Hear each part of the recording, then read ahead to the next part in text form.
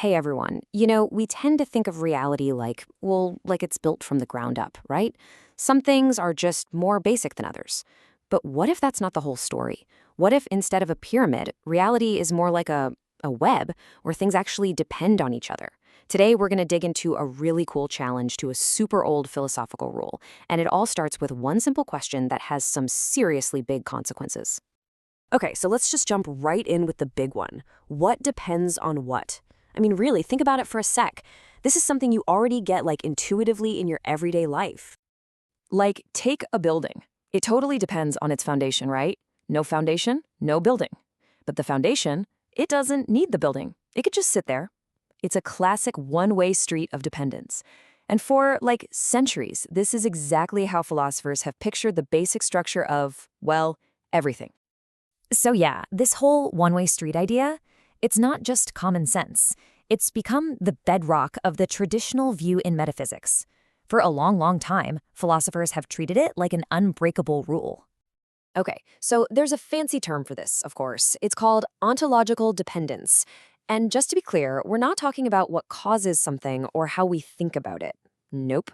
This is about the very fabric of existence itself. It's about what something absolutely needs just to be the thing that it is.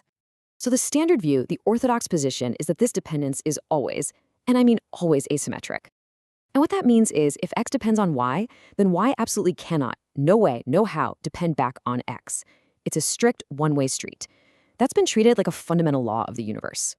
But what if it's not a law? What if that unbreakable rule can actually be broken? This is where things get really interesting, with a radical new question that kind of throws a wrench in the whole system.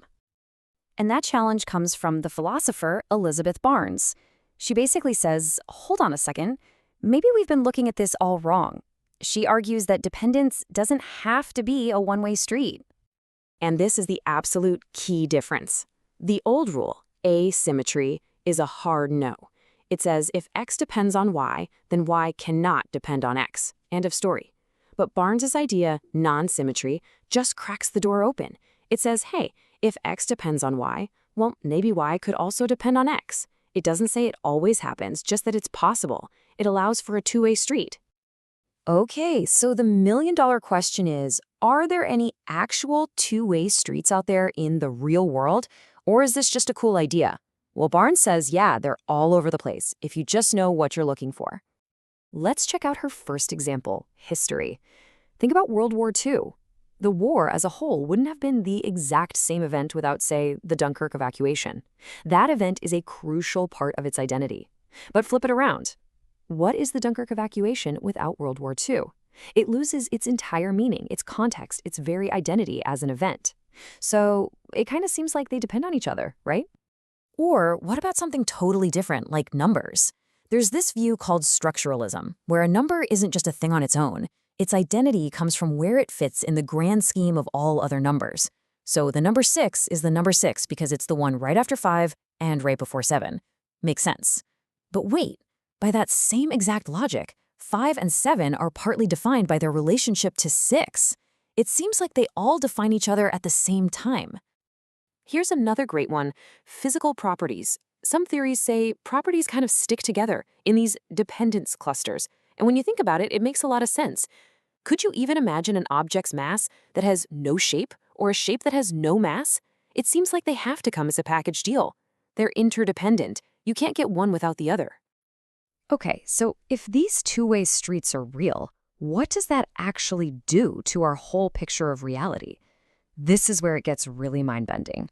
Because now we have to ask, is reality a pyramid or is it a web? So that old school view, the one-way street only rule, that gives you a pyramid.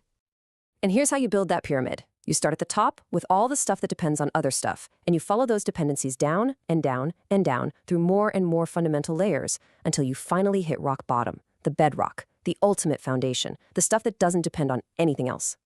But if Barnes is right, if those two-way streets are possible, that pyramid model just collapses, and what you're left with might be something more like a web.